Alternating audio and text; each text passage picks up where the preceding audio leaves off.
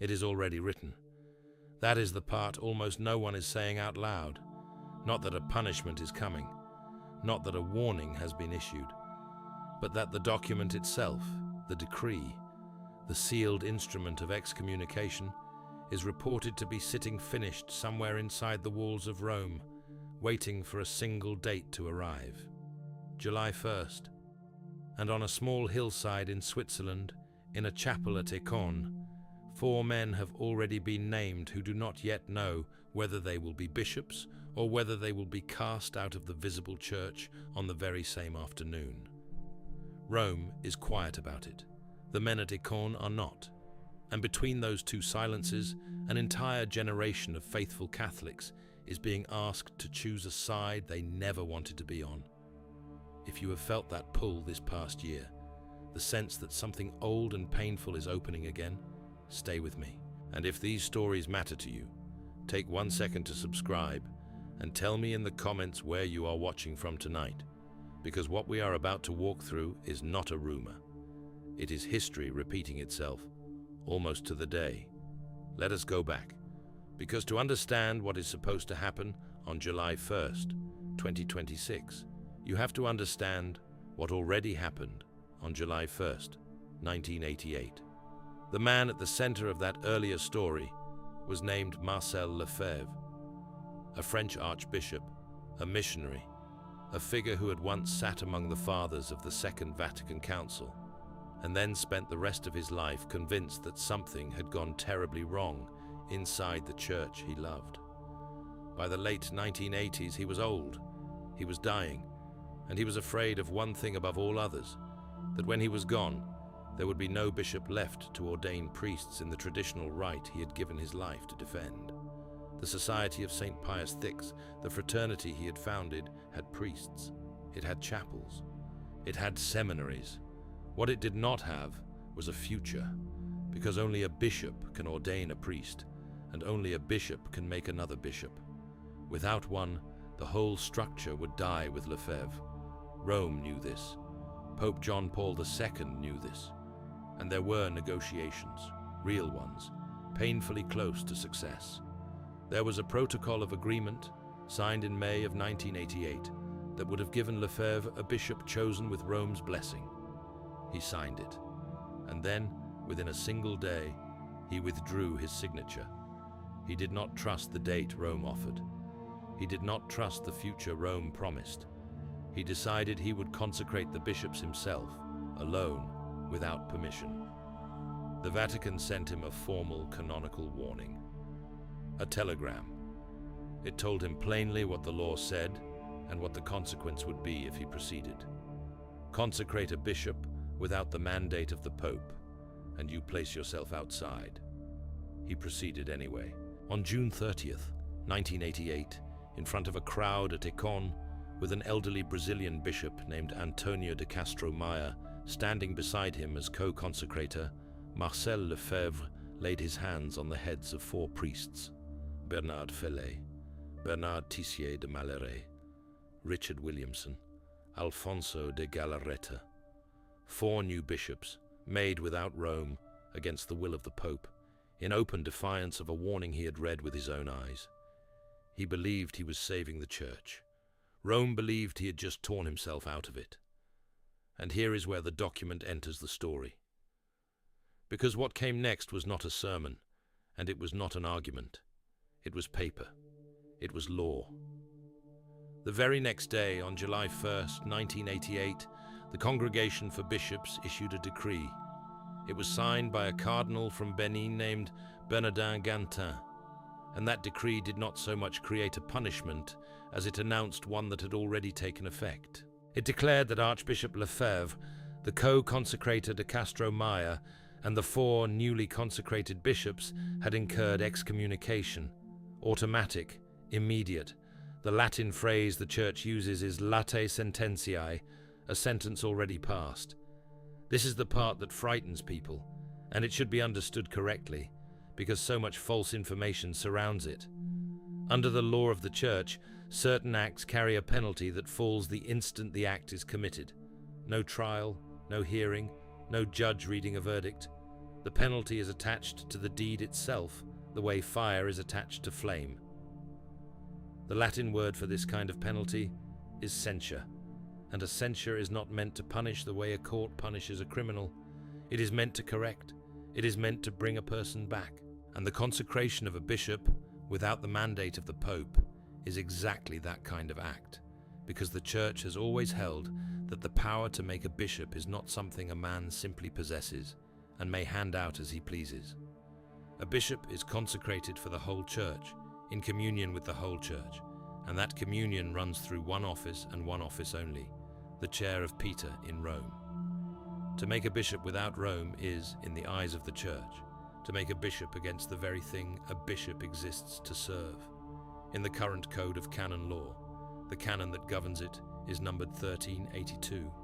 It says that a bishop who consecrates another man, a bishop without a pontifical mandate, and the man who receives that consecration from him, both incur an excommunication that is automatic and reserved to the Apostolic See. Reserved to the Apostolic See. That phrase matters. It means that no local bishop, no ordinary priest, no diocese can lift it. Only one man on earth can: the Pope.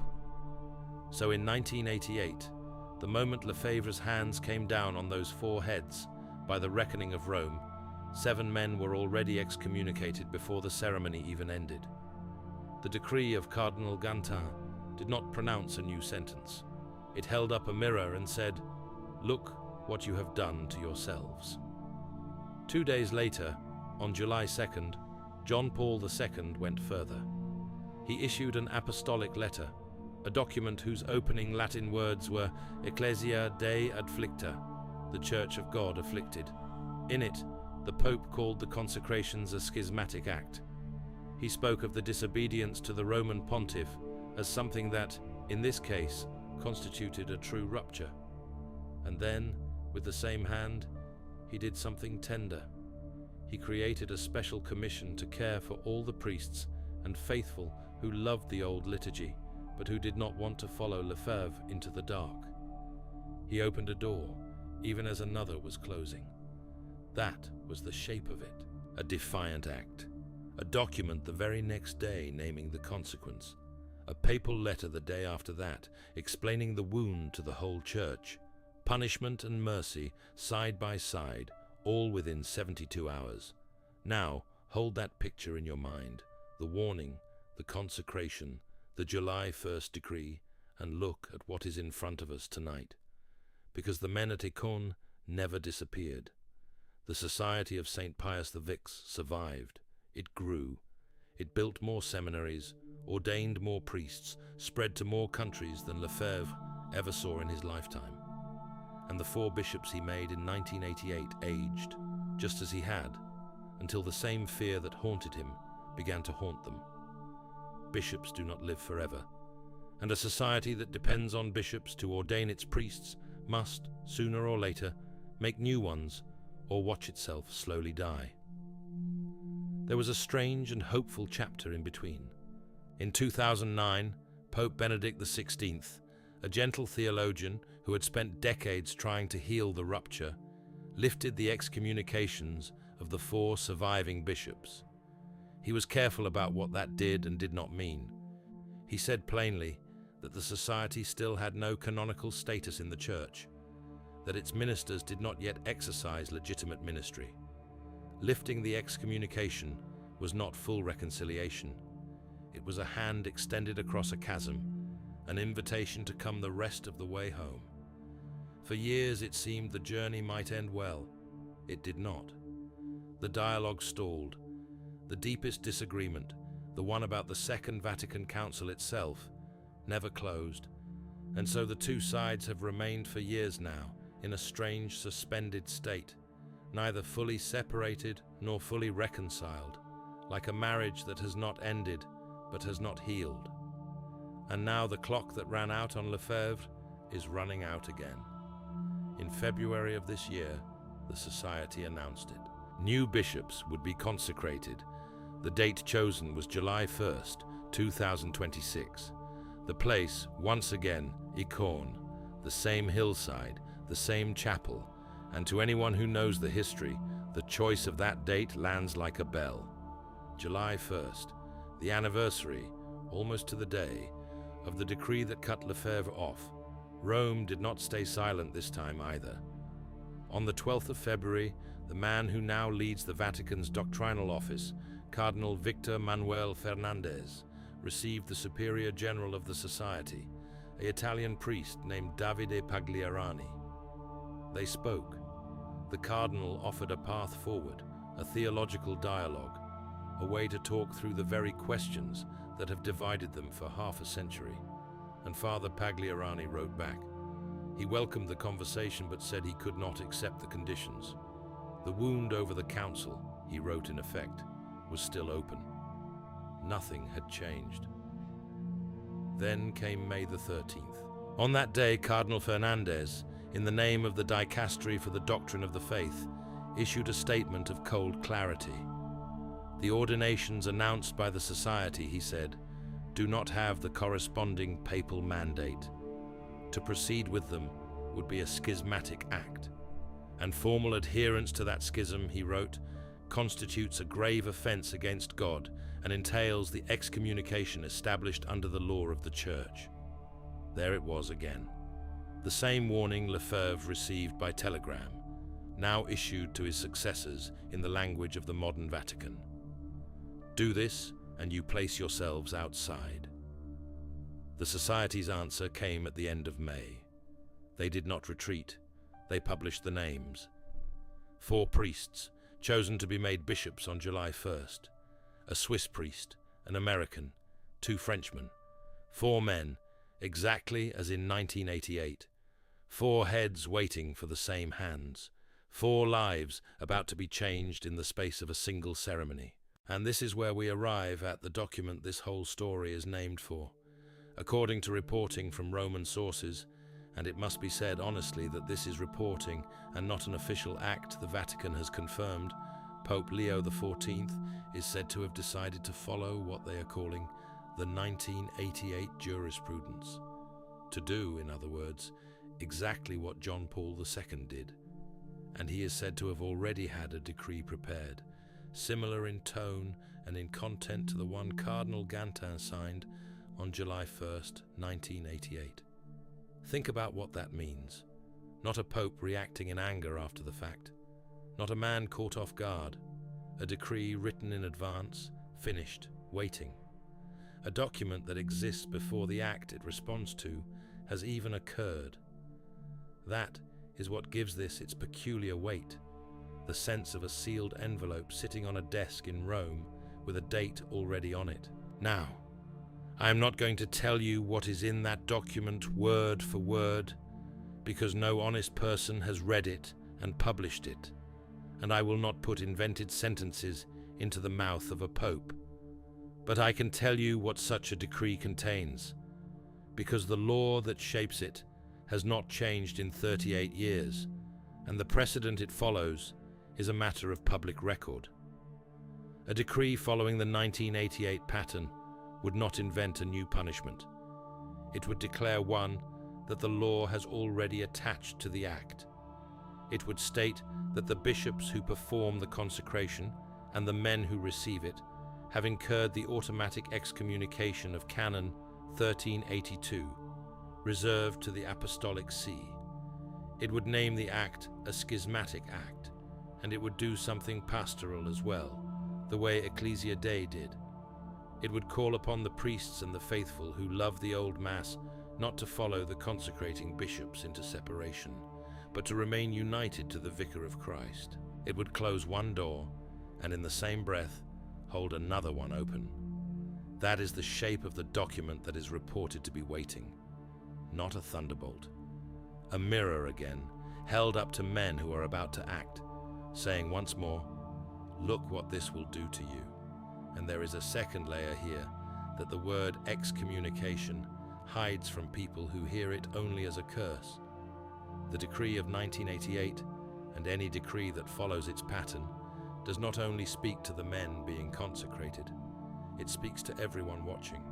It is, in part, a warning addressed to the faithful, a plea not to drift into the separation, not to treat the new bishops as if they held ordinary authority, not to let a private chapel quietly replace the visible church.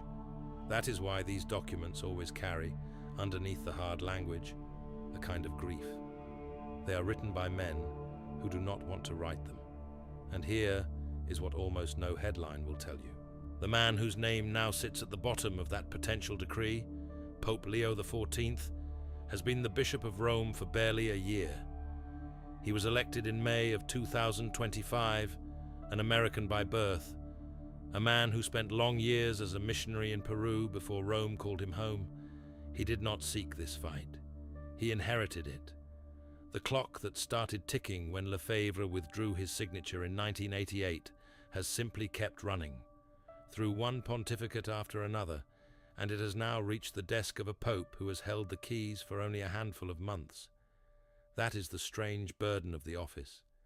A decision made by an old archbishop on a Swiss hillside almost 40 years ago has come to rest, at last, on the shoulders of a man who was a young priest in South America when it all began. This is what it means to be the successor of Peter. You do not get to choose which wounds you inherit. You only get to choose how you carry them. So what does it mean for you? You who are sitting somewhere late at night, watching this on a small screen, a rosary perhaps within reach, feeling the old fear that the church you have loved your whole life is fracturing again. Hear this clearly, because it is the most important thing in this entire account. Excommunication, even the automatic kind reserved to the Apostolic See, is not damnation. The church has never taught that it is. It is not God slamming a door on a soul. In the mind of the church, it is closer to medicine than to a curse. It is meant to wound the way a physician wounds, to cut so that healing can begin, to make a separation visible precisely so that it can one day be undone. We know this because we watched it be undone. The 4 bishops excommunicated in 1988 had that sentence lifted in 2009. The door that closed on July 1st was opened again. Nothing in this story is final until a soul makes it final. And if you feel torn, if you have ever loved the reverence and the silence of the old Mass, and also loved the unity of the Church under the man who sits in Peter's chair, then understand that your heart is not the problem in this story.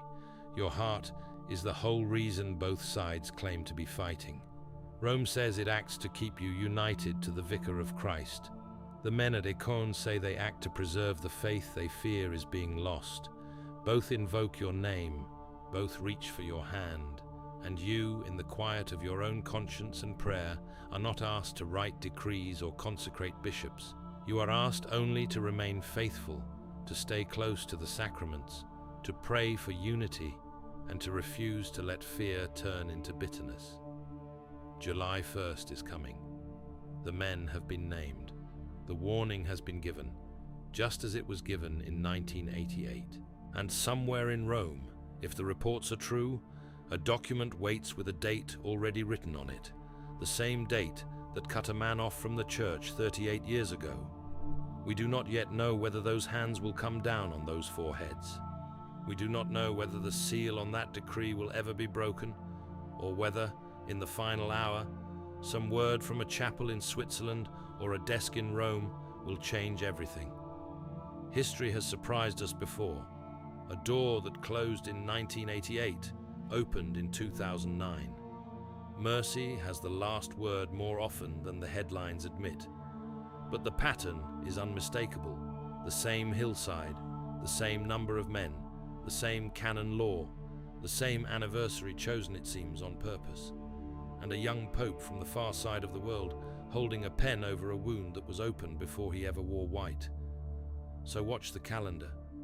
Watch that single day, and whatever happens on July 1st, remember what the whole long story actually teaches, that the Church has survived schism before, that excommunication is not the end of a soul, and that the door, even when it closes with the heaviest decree, has been opened again by mercy more than once. Pray for the men at Econ. Pray for the Pope who must decide, and pray for yourself, that you remain through all of it, exactly where you have always wanted to be, inside, united, home. The document may already be written, but the final page of this story has not been, not yet.